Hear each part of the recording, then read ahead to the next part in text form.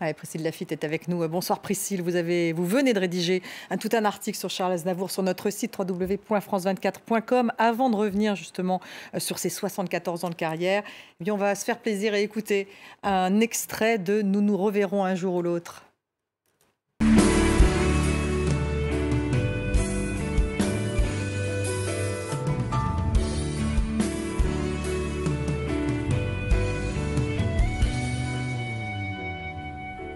Nous nous reverrons un jour ou l'autre, si vous y tenez autant que moi. Prenons rendez-vous un jour n'importe où, je promets que j'y serai sans faute. Priscille est l'artiste français le plus connu à l'étranger. Comment finalement a-t-il fait pour conquérir le monde? Oui, Aznavour a connu un succès international comme seul peut-être Édith Piaf avait connu avant lui. Vous savez, ici c'est une rédaction internationale.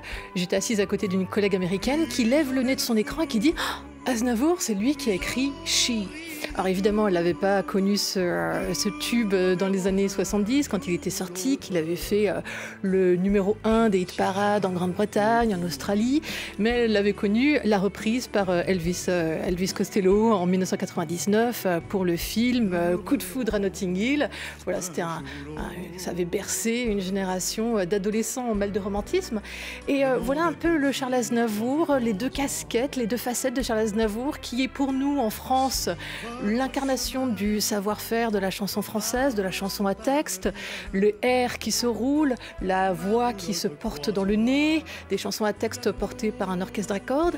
Il disait souvent, il avait dit à la presse américaine, vous savez, aux États-Unis, ce qui compte, c'est la musique. En France, ce qui compte, ce sont les paroles. Et lui, il maniait les deux, comme on peut l'entendre dans She, que lui-même interprète. Maybe 100 different things within the measure of a day.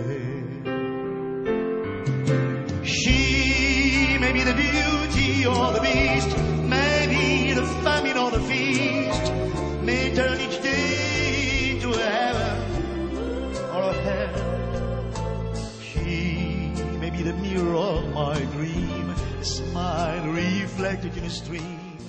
C'est vrai qu'il a chanté aux États-Unis dès les années 60, au Carnegie Hall, notamment à New York. Oui, c'est ce récital de 1963 qui donne un peu la mesure de l'aura mondiale qu'il avait déjà à cette époque. Carnegie Hall, qui est un peu le temple du bon goût, de la musique classique aux États-Unis.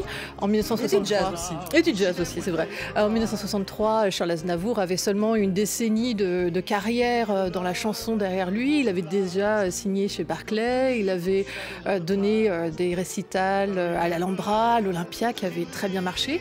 Et ce soir-là, en mars 1963, à New York, un monstre de la chanson folk se trouve dans le public. C'est Bob Dylan. Bob Dylan qui avait été amené par un ami français. Il ne connaissait pas du tout Charles Aznavour. Et des années plus tard, il dira que ce concert a été un choc pour lui. Il dit au magazine Rolling Stone qu'il aime énormément Charles Aznavour. Quand je l'ai vu au Carnegie Hall dans les années 60, « He blew my brains out ». J'ai été stupéfait. Alors Dylan, quelques années ensuite plus tard, a repris en anglais une des chansons d'Aznavour, ça s'appelle Les bons moments. En anglais, ça donne The Times We Had Known. Et quand il a introduit cette reprise, il a chanté 2 fois en concert, il en parlait comme d'un air qu'il aime bien se chanter à lui-même. Voilà l'hommage de Dylan. Et pour les Américains, c'est essentiellement le Frank Sinatra français. Oui, et cette comparaison avec le plus grand crooner américain devait bien plaire à Charles Aznavour, lui qui avait longtemps complexé sur son timbre, sur sa petite taille. Comme Frank Sinatra, il aimait s'entourer des tout meilleurs musiciens de jazz. Il a enregistré avec le célèbre Clayton Hamilton Jazz Orchestra. Et en France aussi, c'était entouré de très bons musiciens de jazz, tout comme Claude Nougaro. Alors Aznavour, on cite ses influences jazz, ses influences de chansons françaises, évidemment, comment ne pas se souvenir de sa relation avec Édith Piaf, qu'il a découvert, de l'influence de Maurice Chevalier, de Charles Trenet, enfin des grands chansonniers français. Mais peut-être sa plus grande source d'inspiration, c'est la musique tzigane. Il faut savoir que ses parents tenaient un restaurant, que dans ce restaurant à Paris passaient les musiciens russes, caucasiens, d'Europe de l'Est. Et le succès, par exemple, de Guitare. Vous savez que c'était une chanson, dont c'est pas lui qui l'a composée, c'est une chanson bien connue en Russie, qui est basée sur un poème de Apollon Grigoriev. Je vous propose d'écouter. Two guitars by firelight, strummed by gypsy's fingers, on the restless age of night, every memory lingers. They don't know that deep in me there's a sadness burning for my youth once wild and free, in their hands returning.